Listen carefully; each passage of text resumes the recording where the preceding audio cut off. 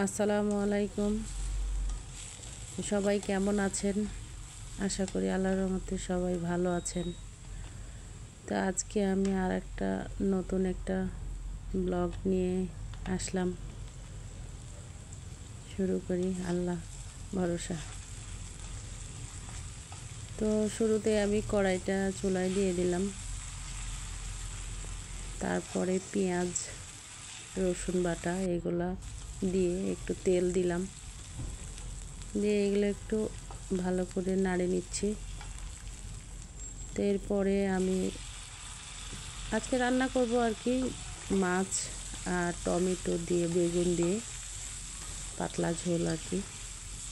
তো আমি টমেটোটাও কাটে রাখছিলাম, তো সেটাও আর কি দিলাম, দিয়ে ভালো করে একটু পেঁয়াজ রসুনটা আগেই লাল লাল করে ভেজে নিয়েছি। তারপরে টমেটোটা দিলাম, টমেটোটাও একটু কষাই নিচ্ছি।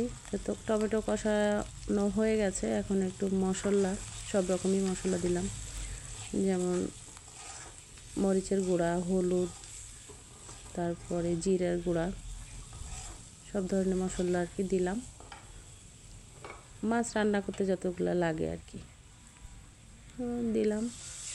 এখন আমি কষানোর পরে একটু লেগে যাচ্ছে সেহেতু একটু পানি দিলাম আর কি। তো এইটা সুন্দর করে কষানো হবে, টমেটো, পেঁয়াজ রসুন সব এক জায়গায় মশলা দিয়ে। এটাও একটু কষা হয়ে গেছে, একটু পানি দিলাম। এখন ফুটে আসলে তারপরে আমি মাছটা দিব। মাছটা হলো যে আড় মাছের বাচ্চা আর কি, মানে ছোট আড় মাছ। তো এটা ফুটে আসলেই আমি এই যে মাছ দেখালাম, ছোট আড় মাছ, এটাই আড় মাছের বাচ্চা আর কি, আড় মাছের বাচ্চা। তা আমি এটাই পেয়েছি, মনে হলো যে ভালো লাগবে, তার জন্য বাজারে থেকে নিয়ে আসছি। তো এটা দিয়েই মনে করলাম আজকে রান্না করব, বা করতেছি আর কি। তো এই তো মাছ দিলাম, দিয়ে মাছটাও ভালো করে একটু কষাই নিব। তো এক পিসটা ভালো করে আগে হলে তারপরে আমি উল্টাই দিব।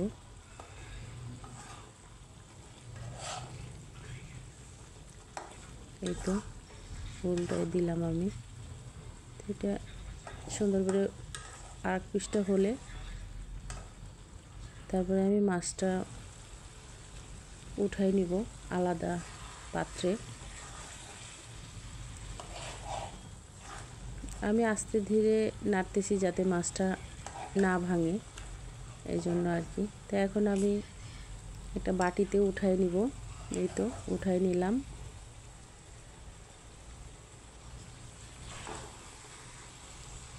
আমি ধীরে ধীরে আস্তে আস্তে সবটি মাছই উঠাই নিব,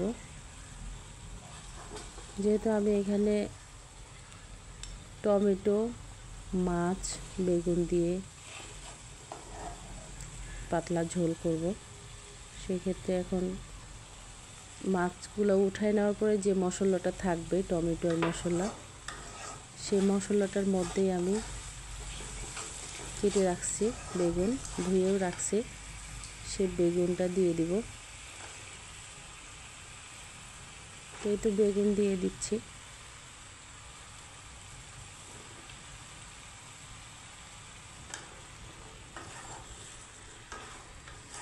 এই তো বেগুনটা দিয়ে দিলাম। এখন আমি আবারও সুন্দর করে কষা মশলার মধ্যেই ভালো করে বেগুনটা দিলাম। আবার বেগুনটা একটু কষায় নিচ্ছি বা নিব আর কি। একটু বেগুনটা নরম হয়ে আসলে তারপরের কাজ আর কি। তো আমি ঢাকনা দিয়ে দিলাম। এখন এটা অনেকটাই নরম হয়ে আসছে বা কষানো হয়েছে।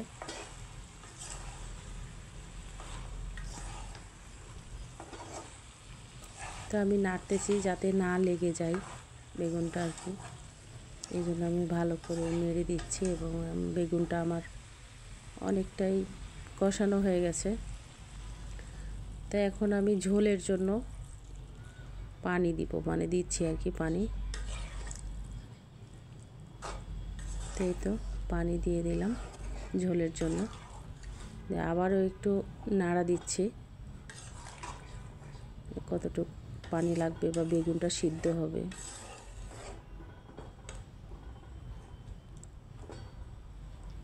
আমি এইভাবেই রান্না করি, তাই আর কি একটু শেয়ার করলাম।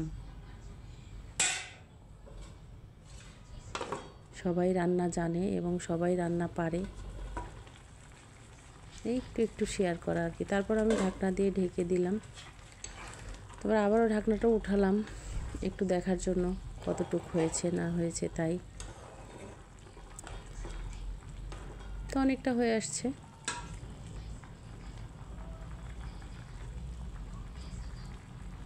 এরই মধ্যে আমি ওই যে কষানো মাছগুলা দিয়ে দিলাম একটা একটা করে, সুন্দর করে, যাতে না ভাঙে।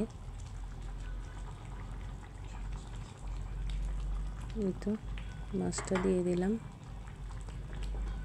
এখন আবারও একটু হালকা করে নেড়ে দিব যাতে মাছগুলা না ভাঙে।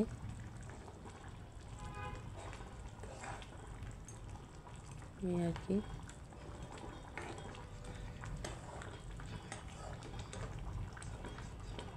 তো এই তো নাড়া দিলাম, দিয়ে সুন্দর করে এখন আবারও আমি ঢাকনা দিয়ে দিব।